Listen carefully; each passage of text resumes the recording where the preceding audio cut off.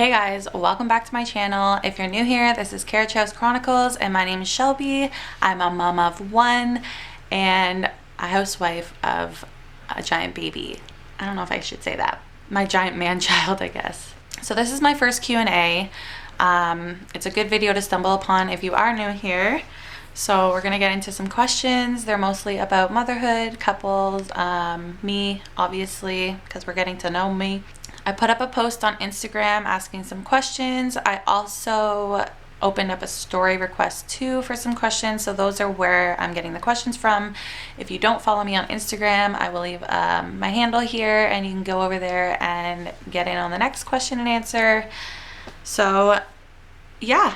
Before we get started, I just want to say that this is a collaboration video with a lovely woman I have met over on YouTube and continue to love over on Instagram.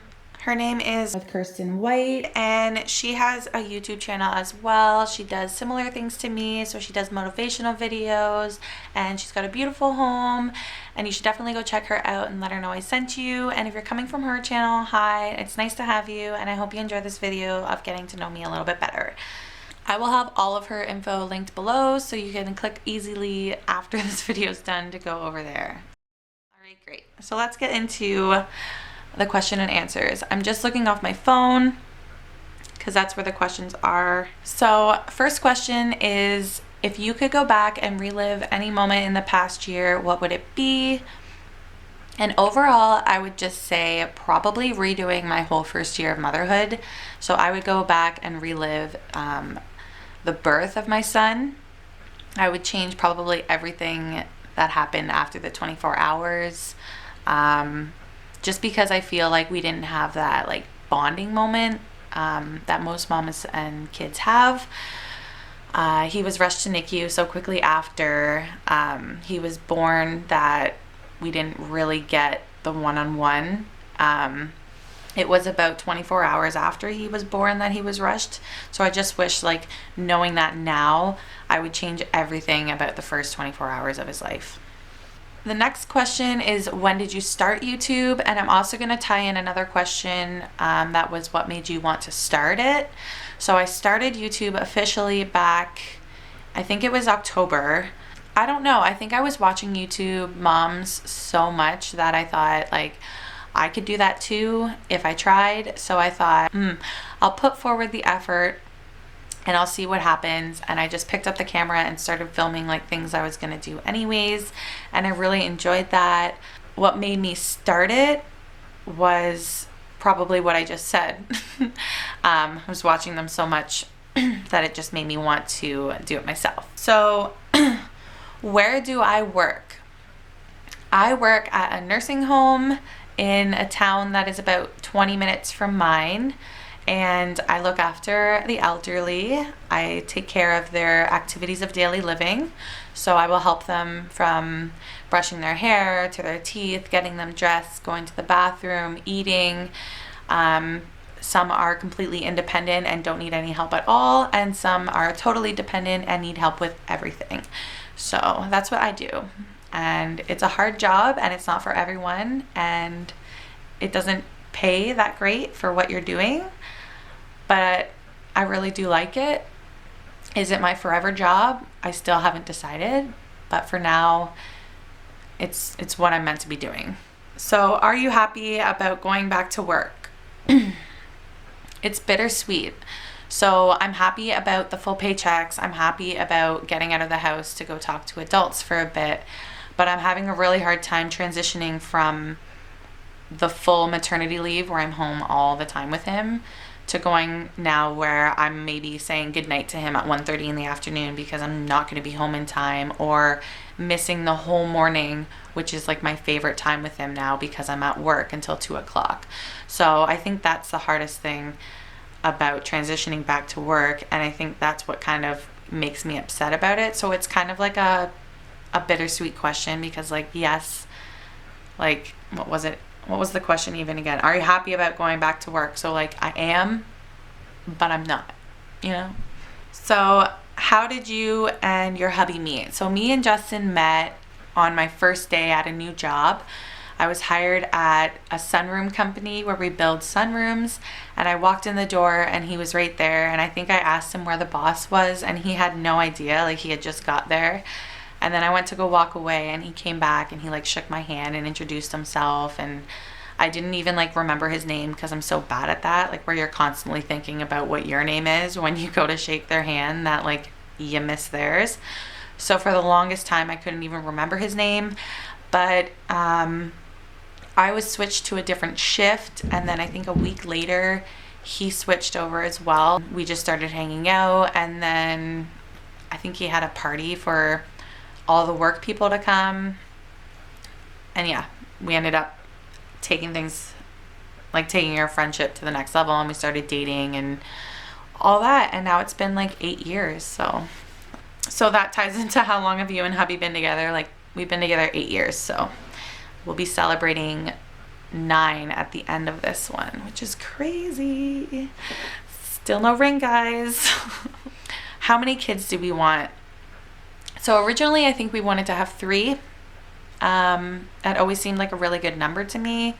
Some days we don't want any more, but I think we would love to see what a girl would be like. So we do plan on baby number 2, just to see. I mean, I'd be happy if I had all boys, like it doesn't matter. I mean, we're set if we have another boy because we've got all the clothes and everything, but I'd love to have a girl at some point. So definitely 2 and then maybe 3, but we'll see.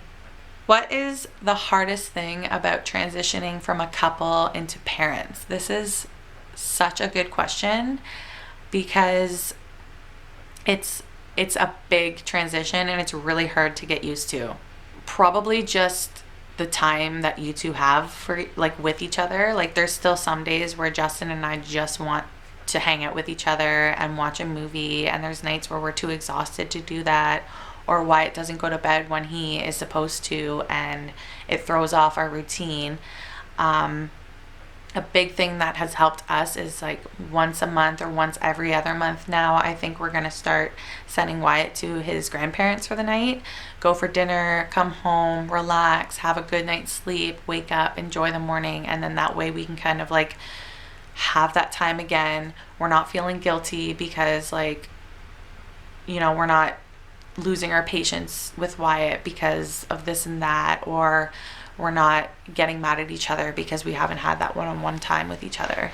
And I think it's just important that couples remember that. Like the first year is really hard. There's a new person in your relationship that doesn't speak, that barely sleeps, that wants to eat all the time, you know what I mean? And it throws off everything because you're so used to doing A, B, C, when you want, how you want, like little things like going to the bathroom, little things like having a shower, going to get groceries, like everything changes.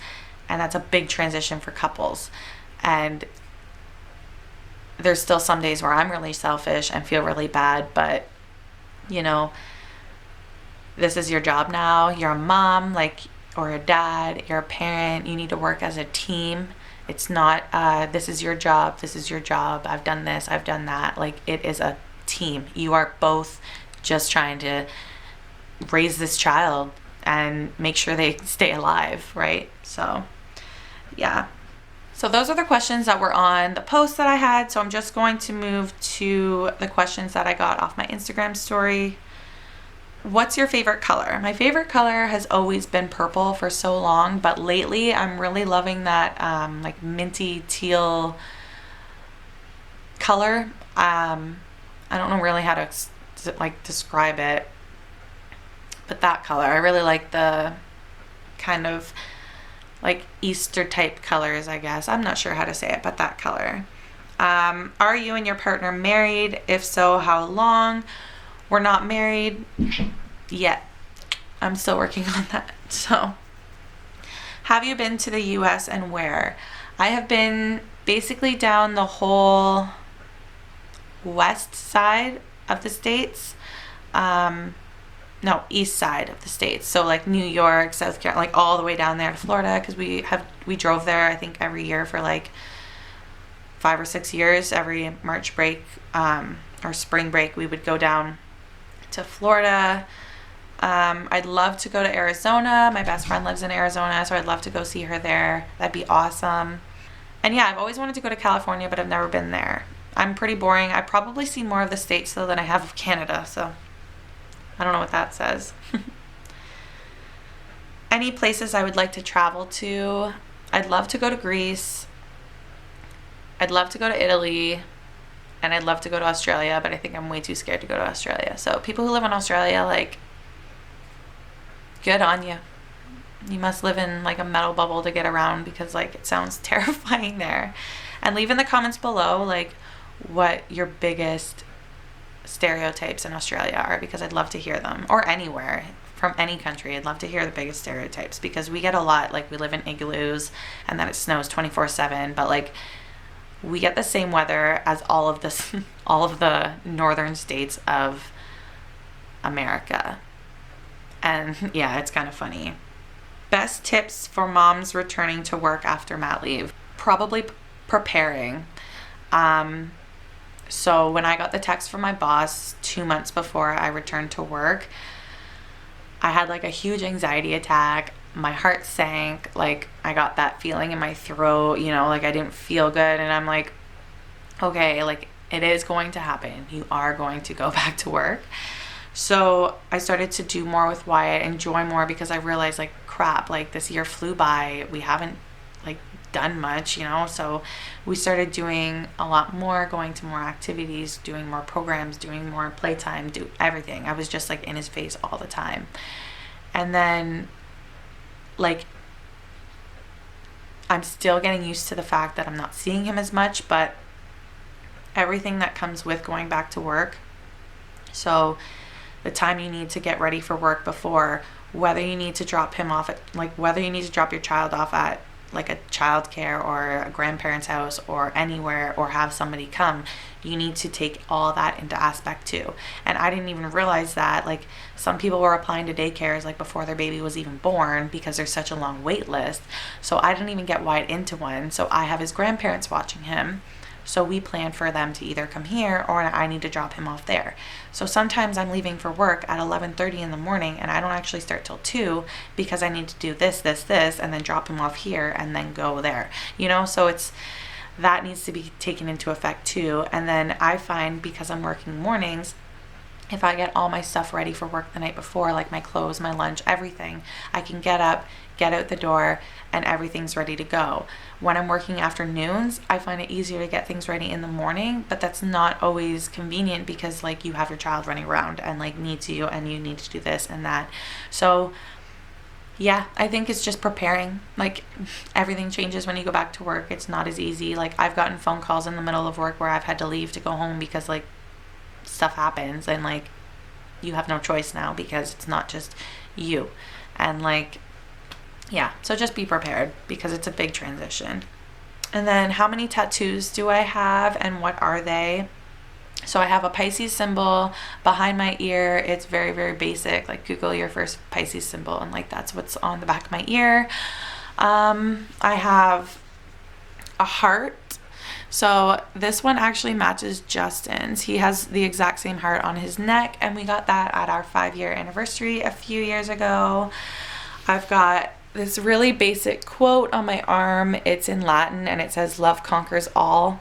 I saw it on Pinterest and I liked it, so there it is. And then I got these birds. There's just 5 of them. So I got those birds I think like 6 years ago. My whole family went to the tattoo parlor and we all got tattoos, and that's the one I chose. Again, just Google images. Like I'm not that person that gets a tattoo because it like means something deep down in my soul. Like the first tattoo I ever got was initials of a friend that passed away, and it meant something to me, and it was a great first tattoo. But once you get one, like they're addicting, and like it's hard not to go and get some more. But anyways, 1, 2, I've got dots on my fingers, again, that don't mean anything. I just really like them. So I have the same on the other hand. I have a giant watercolor monarch butterfly on my upper back.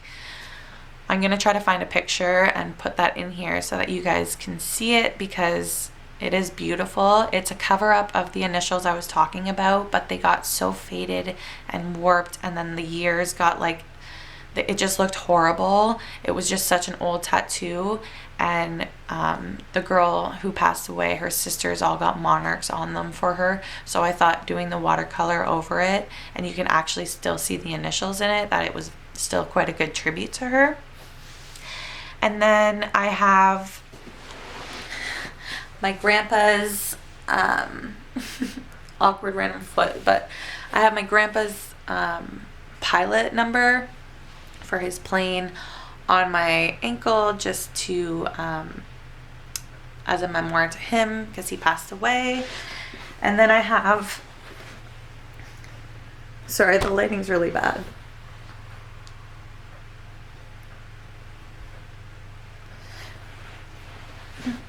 I don't know if you can see that, but it's a rose with a lock, and my girlfriend has a rose with a key. So I kind of like that we always have that tattoo for each other, especially since we live so far away, and it always kind of reminds me of our friendship and the relationship we have and stuff. So those,